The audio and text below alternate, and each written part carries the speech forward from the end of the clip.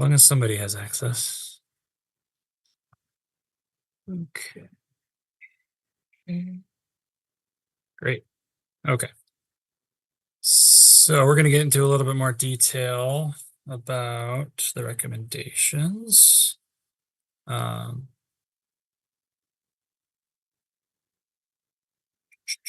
Oops. Oh, wait. I don't know why Jane's asking me to come back.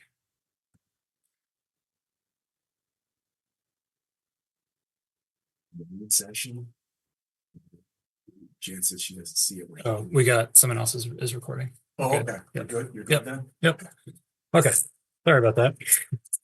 We're going to talk a little bit about the detailed study recommendations. These are more detailed than what we talked about earlier. Give you a little bit better sense of what the actual recommendations look like. So we'll start with roadway safety. I mentioned a little bit on the initial call that, or the first part, that we want to reduce the lane width to 11 feet. This helps reduce speeds, and in the short term can help add space for a bike lane or buffer with some protection. So that could be a bollard or a concrete kind of curb thing. But the goal is to make bicyclists more visible in the short term. We know we can't go out and redo the roadway and move curb lines all at once, but we can make things safer for folks who are using them now. Reducing the turn radius of curves at minor intersections. So kind of an easy way to do it is what's shown here in this image. Could be just with paint, but long term having the curb actually come out, making those those turns sharper and slowing vehicles down. And then consolidating driveways along the corridor from an access management perspective, so that if fewer needs to or fewer driveway entrances and fewer conflict points. Adding crosswalks, stop signs, stop bars across all those large driveway crossings and at intersections. We know that some of those entrances to like Meyer or Menards, for example, sort of act like a roadway itself, and making sure that vehicles are aware that bicyclists and pedestrians may be crossing there. Leading pedestrian intervals are a technique to change the pedestrian crossing signal before the light turns, and that allows bicyclists and pedestrians to actually get part of the way out into the intersection, so they're more visible before the vehicles start moving. A lot of times we see the pedestrians start crossing the street when they have the green light, but the folks turning left or right from the other direction don't see them and can sideswipe. And then I mentioned the feedback signage to reduce speeds at key locations. So just some images of what this stuff looks like. You've probably seen the speed limit signs before. And then things like street trees and other vertical elements and narrowing the roadway can help reduce vehicle speeds on these faster corridors.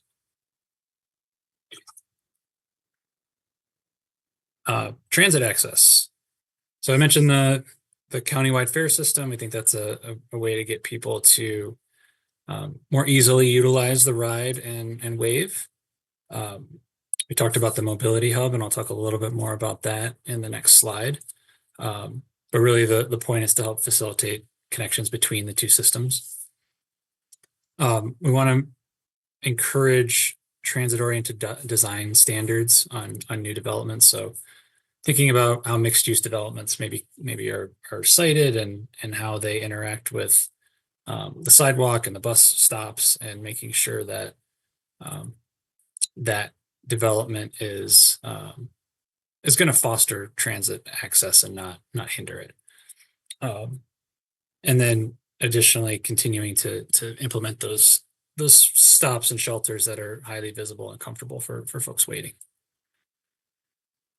So the transit hub idea would utilize this portion of the Meyer parking lot here, shown in the yellow box. The current transfer area is over on the west side of the building. It's kind of tucked away, and there's some big trees surrounding the shelter, and it's kind of hard to see.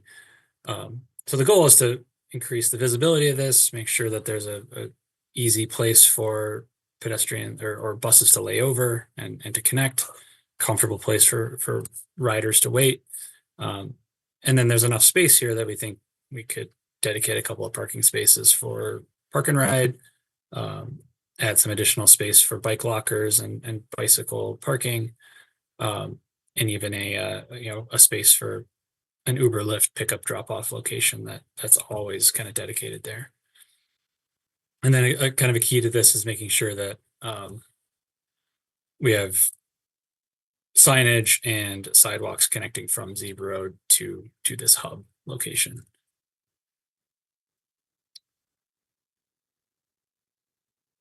And then this is kind of showing all of the potential transit opportunities.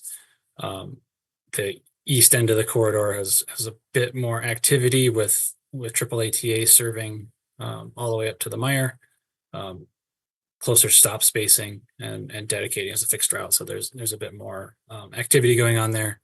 The west side and the wave serves all the way to about, I think that's Scio Parkway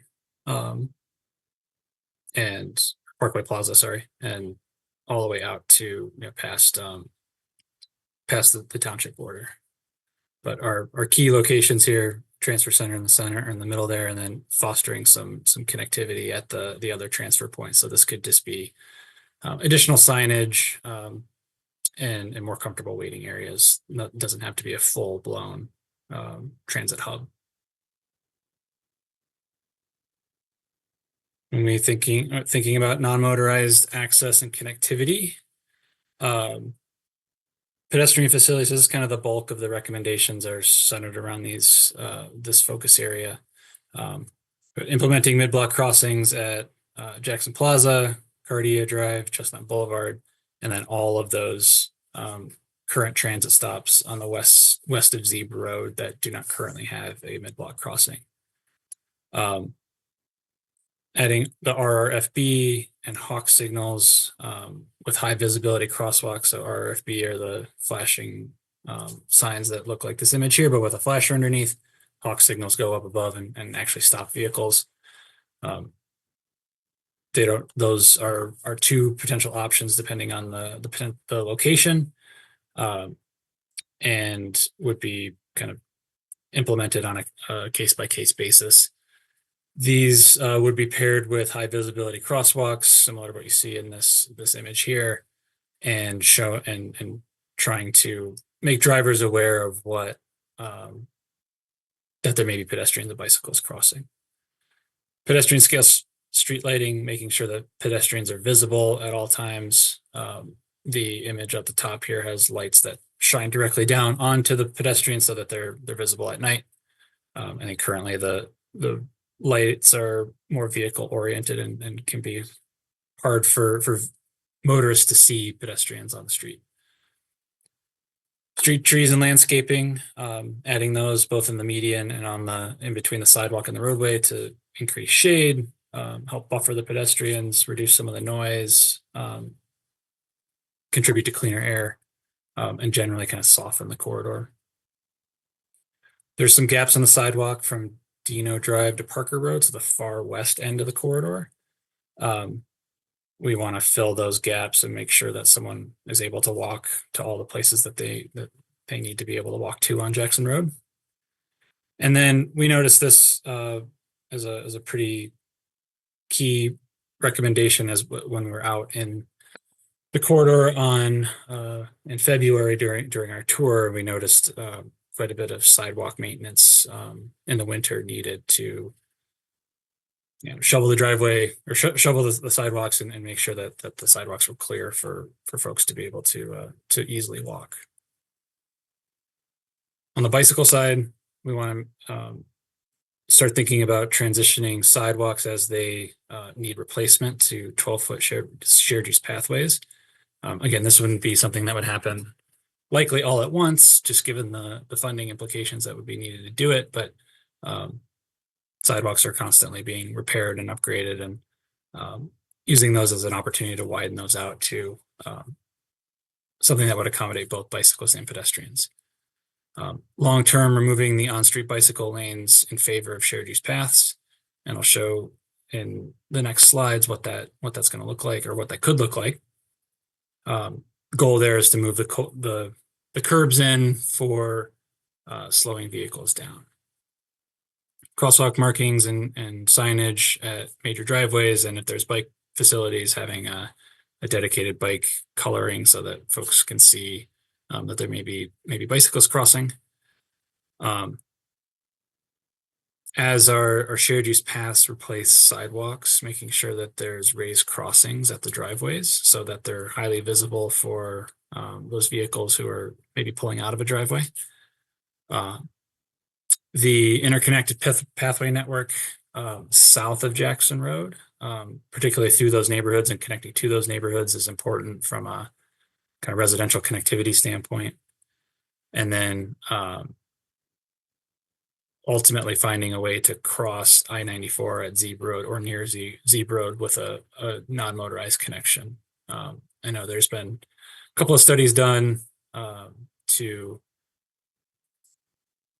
look at that crossing where it makes sense, and we're keeping it on the list, knowing that we didn't have the scope to be able to really dig into it during this project. But like long term, the goal would be to have a complete streets bridge over I-94 when that bridge is ultimately replaced. Some of the connectivity areas are shown here. These just add in connections both from the neighborhoods up to Jackson Road and then between individual development areas. And then kind of I wanted to show sort of a existing near-term, long-term vision for what Jackson Road could look like. Currently, there are a couple of trees and some landscaping in the median, but it feels wide open. There's parking lots that come right up to the sidewalk. It's not the most exciting or comfortable place to be a pedestrian or a bicyclist or a transit user for that matter. It just feels very wide and open and fast. With some of our near-term improvements, which are fairly inexpensive to put in place, using some paint and some bollards, we can narrow the vehicle lanes to 11 feet and claw back a little bit of space for either a buffer or a protected bike lane on the street, planting additional trees on both sides of the street and in the median. But those 11-foot lanes should help slow vehicles down pretty significantly, along with the vertical elements of the bike lane bollards and the trees. And then ultimately, we may be able to get somewhere that looks like this, where we have development that's up, or buildings that are up along the sidewalk. We take the bike lanes off of the street and put them next to the sidewalk. In this case, we're showing kind of a super wide sidewalk and bike lane and combination here. We definitely have the space to do that, just given the amount of right of way that's out there. And these trees start to mature over the couple of years, and they really provide a lot of ability to shade the street and keep things cool and green, and shade our new transit shelters that we're showing here. But just having those two lanes of traffic rather than two lanes and a bike lane helps narrow the corridor quite a bit and contribute to that overall sense of kind of walkability and urbanness, if you want to call it that. Development nodes and land use. I mentioned the 4 development areas: Baker Road, Menard, Zeeb Road, and Quality 16. These are kind of larger sites that have had some interest from developers, and I know the Planning Commission has been thinking about some of these, and there's some active thoughts around what could be going in there and building off some of the existing development that's going on. But we wanted to start to focus some of that kind of walkable mixed use type of development into areas that it made the most sense. And not all of these may be early on opportunities, but these were the four that made the most sense right now. We need to coordinate the land use improvements. So any kind of development that goes in here should have adjacent mid-block crossings and transit improvements and pathway connections and all the things that we've talked about prior to this so that it functions as part of the entire system. And then we want to think about establishing these as more walkable mixed use style developments, which I'll show a little bit of examples about what that looks like. Establishing some urban design standards up front is key. We know we want to have a mix of restaurants and retail and commercial and residential and public spaces, places that people want to be and hang out at, and not just go to spend as little time as possible. Building heights should be around 3 stories in most cases. I think that's kind of fits within the context of the township. We don't want it to be a development with a big parking lot and no internal road network. There should be some internal roads that foster some walkability, kind of give you that Main Street style or that Main Street feel. And then thinking about how they connect to the natural surroundings and the pathway system and the nearby neighborhoods. They should function more as kind of an extension of those existing developments, and not sort of sit monolithic by themselves. So just some examples of other places from around the country that have successfully completed these types of developments. And these range in size from 10 acres, which you see here, and for reference, that Menard site is about 20 acres, all the way up to hundreds of acres. So these are ones that we think are pretty consistent with the space that you have on some of the sites on Jackson Road. They all kind of have a center green space. In the case of Sewanee Town Center, there's the township or the city hall is right there. There's mixed use development with retail on the bottom and residential up top, paired with nearby townhouses and single family homes. It all kind of works together as a mini neighborhood that has everything self-contained. And then thinking about the overall design of these locations and how this development can integrate into the surrounding natural spaces. So how do we incorporate the parks, pathways, open spaces, and preserves into these new developments that they're going to be right up adjacent to? So there's lots of examples of this from around the country. And it's I think it's a key way to encourage that kind of unique character spilling up into the Jackson Road, like adjacent to Jackson Road. All this is good and fun to think about and hope that we can get there. But in order to actually activate these spaces, we need to start building some activity. And in the short term, we can do things like farmers market or pop-up shops, and ensuring that those locations where those pop-ups happen are located near where our infrastructure improvements are located. And then thinking about how regional attractions or township-wide attractions can be incorporated into some of these new developments will be a key to support this future development, because we need you need people there to support additional density. And then there's even the opportunity to incorporate some unique district branding sort of within the larger Jackson Road wayfinding system to bring that activity to the nodes. And then finally, looking at environmental restoration and preservation.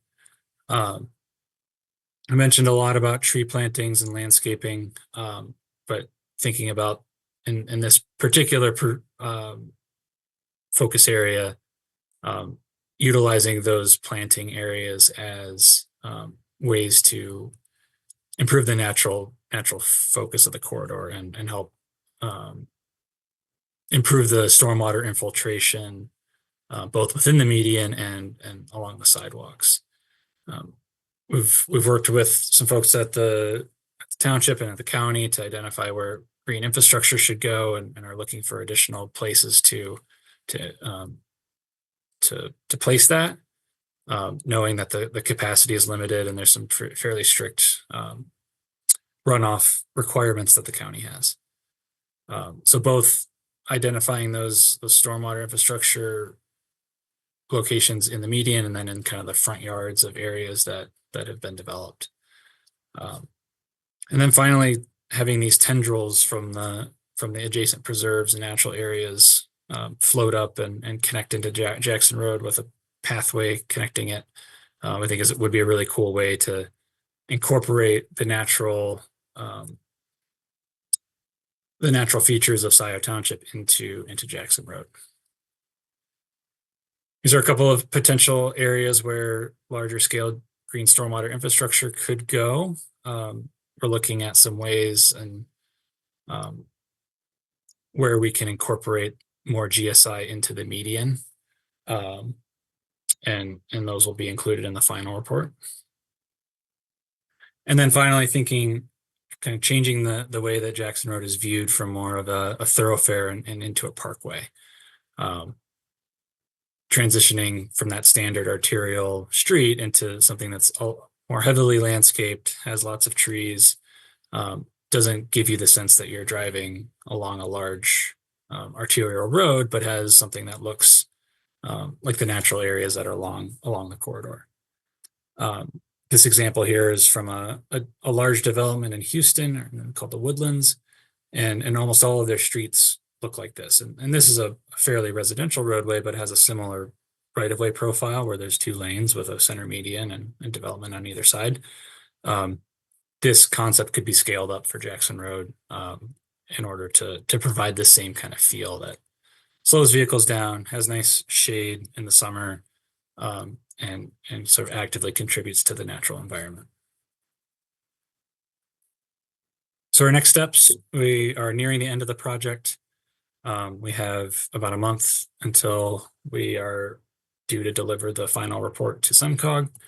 And so your feedback from today will be carried into the final report. We're going to document everything. It'll be summarized into the recommendations. And then that final report document will be developed and reviewed by the folks here at the township.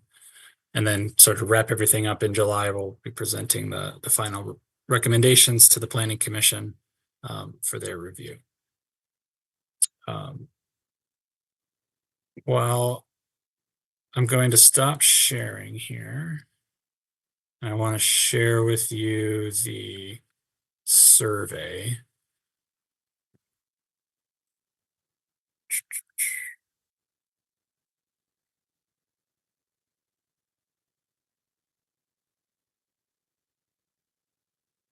So this is a survey you can take. It has a couple of questions if you're interested in providing any comments on any of the focus area recommendations.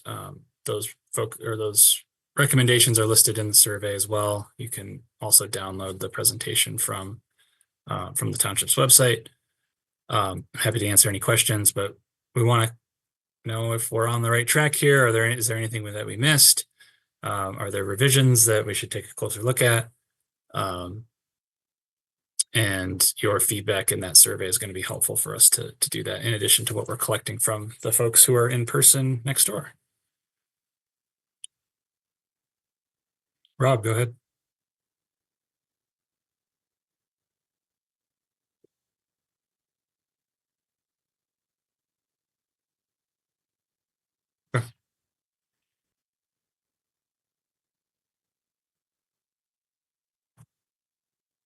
Mm-hmm. Mm-hmm.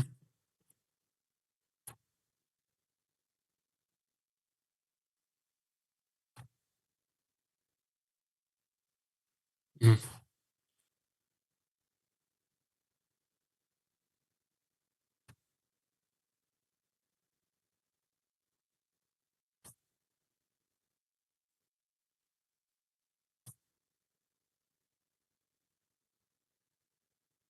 Yeah. So the question was, how does narrowing the lanes slow vehicles down, and how does it impact safety? Um, it does seem counterintuitive. You're right.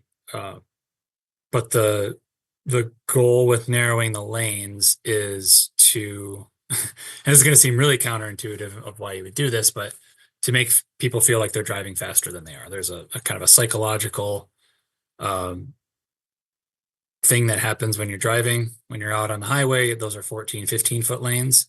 You're going 75 miles an hour, feels comfortable. It feels right. If you were to go 75 miles an hour on Jackson, which has 12-foot lanes, it would feel very different and very fast. So the narrower you make your lanes, the faster it feels like you're going because there's less room for error, like you said.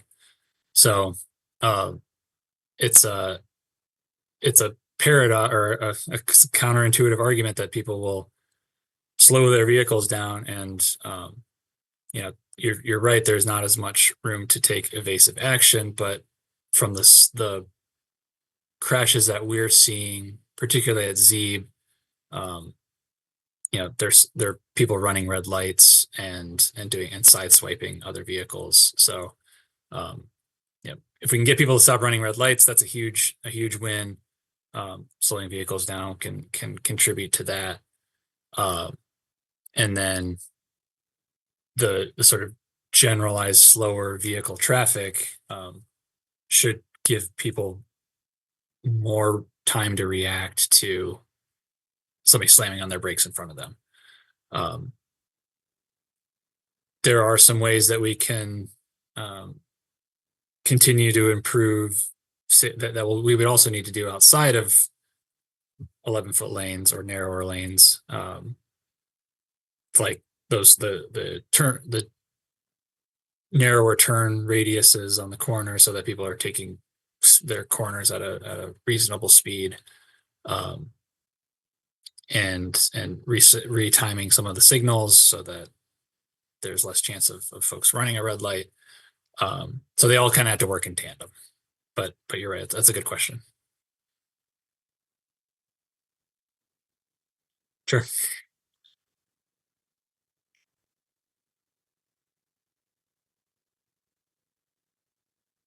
Mhm.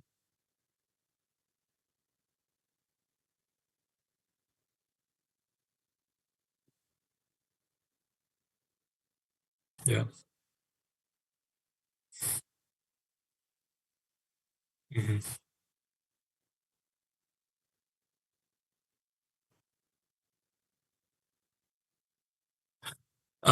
You're true. So the question was, what are the chances of getting the speed limit lowered on Jackson? Um, if we don't do anything, there's no chance. Because what they do is the state police go out and they take a study of, a day-long study of how fast people are driving along the roadway, and the 85th percentile of that speed limit, of the range of speed limits, is what becomes the speed limit. So um, what we need to do to get the speed limit lowered is to force people to drive slower. And some of these geometric improvements, such as narrowing the lanes, reducing um, the turning radiuses of the curbs, adding the street trees to help people feel more enclosed, all that contributes to the feeling of driving too fast when you're actually driving the speed limit. So the goal would not be to go out and say, we want to get the speed limit to 35 miles an hour. Let's just see what happens. It's, let's implement a bunch of this stuff. And the goal would be to design a roadway that is a 35-mile-an-hour speed limit. Pam, go ahead. Hi. You mentioned the shared pathway. Yeah. I really think that's a really cool idea. Can you share with us, would that fit on both sides of the road? You seem to indicate that it could Mhm. fit into what we have. And I would, looking at Jackson Road, it seems to me that it's just much safer to get the bicyclists off the road as much as possible and in a safer corridor? Thank you for your answer. Yeah. Yes, there's more than enough space to have a 12-foot or more pathway on both sides of the street. So the street or the kind of cross section diagram I showed had a 6-foot sidewalk and a 10-foot bike path, and there was still room for street trees, and that was to scale of the existing right of way. In reality, maybe that is only a 12 or 14-foot pathway, but the space is there to do however wide you want. It is safer, and in our opinion, it is safer, particularly in a corridor like this where there is generally a lot of traffic and people are still driving fairly fast, to get bikes off of the street. And particularly because there's a lot of heavy vehicle traffic of trucks and delivery vehicles and things like that. So that needs to be paired with those intersection improvements at driveway crossings so that folks who are exiting the Meyer or Menards or any of those big parking lot areas know that there's also going to be non-motorized vehicles or non-motorized users crossing. So those two things have to work in concert with each other. This type of treatment, I'm trying to think of a good example of where this has been successfully implemented. It's not quite the same context, but maybe it's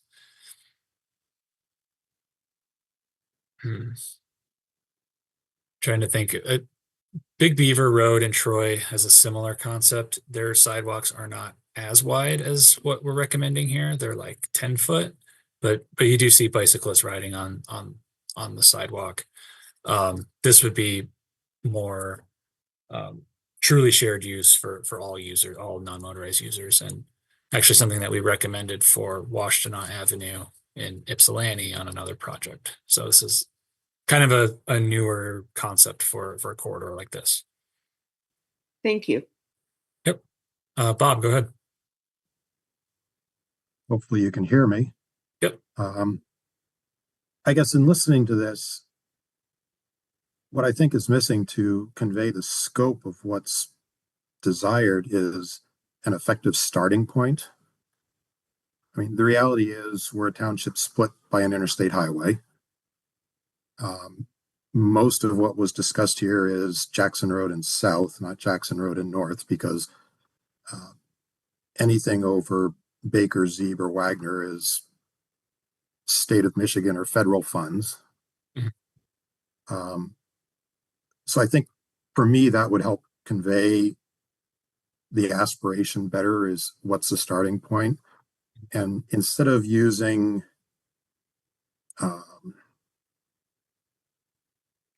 Ferndale or a place in Houston, are there examples of another township or another location that basically has their major thoroughfare paralleling an interstate highway?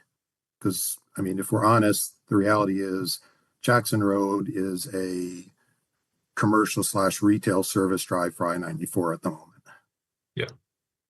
And that is going to take a lot of change to make it something different. Mm-hmm. So maybe it's a statement, not a question, but yeah, it seems to convey what we're trying to do. You need an accurate starting point. Right. That's well put. In our final report document where we have kind of everything laid out, I think that's a good way to frame everything. And we are showing some more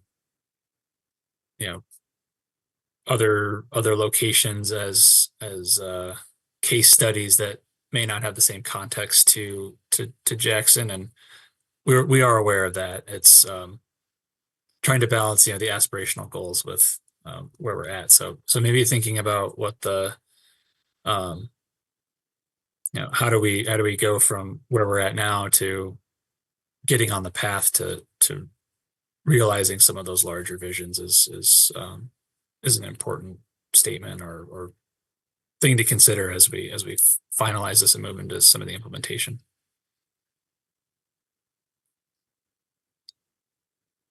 Pam, go ahead. Just a brief comment adding to Bob's comment. Because we're between the I-94 Jackson Road exit and Baker Road exit, if there's an accident, traffic is rerouted down Jackson Road. Mm, So we get a lot of semis. yeah. So that's something to add into the mix wherever it should be put, but it happens not often, but too often. There Right, you go. right. And that's probably, I mean, that's a good observation to include, and maybe makes the case more for separating our vulnerable road users more, because there are some semis that come down just for deliveries, but also like when that happens, you don't want to have a bicyclist out on the corridor with a bunch of trucks trying to get to the next entrance to the highway.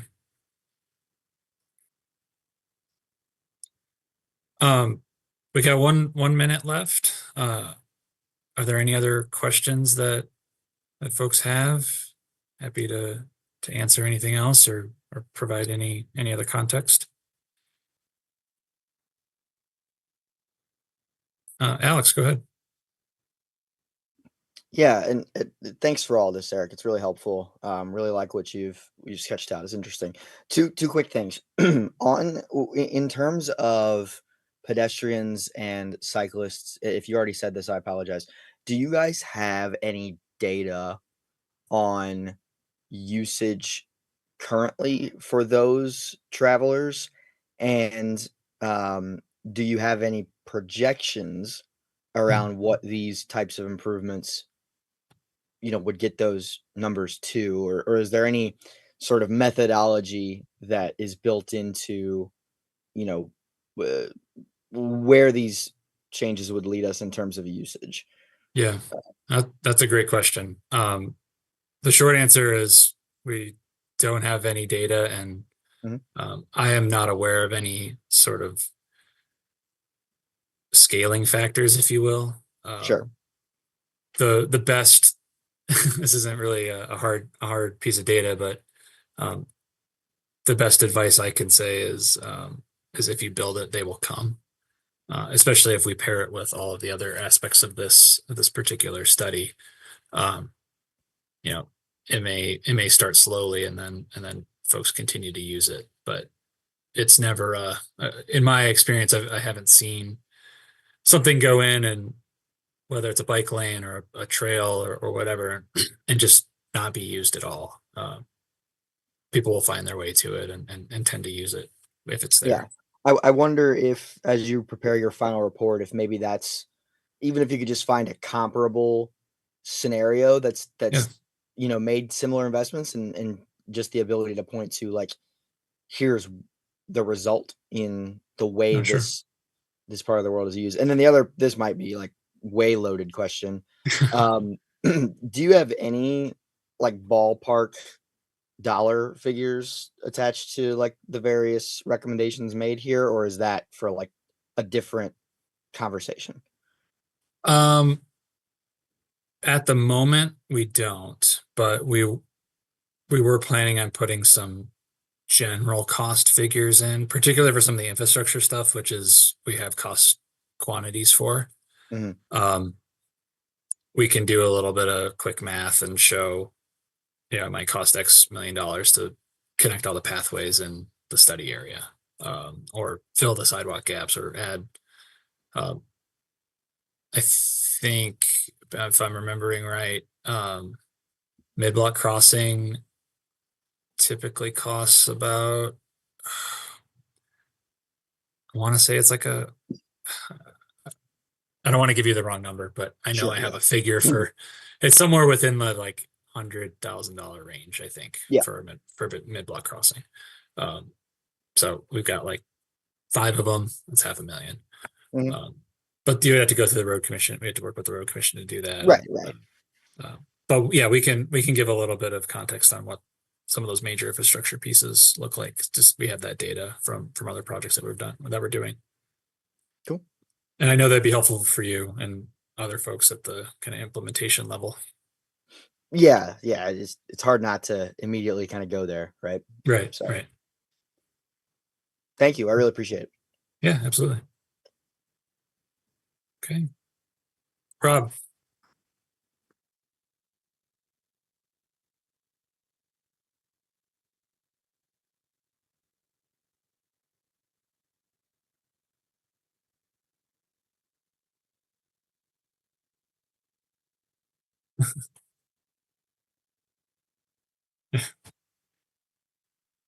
Yeah, thanks for having us. And yeah, it certainly is complex corridor, but people have a vision for it, and I think that's a strong case for a lot of the things that we've got in our report, and can help kickstart things for the next 50 years. All right. Well, this presentation and the previous presentation, we're both recorded. We'll have Jan and Chris put them on the website.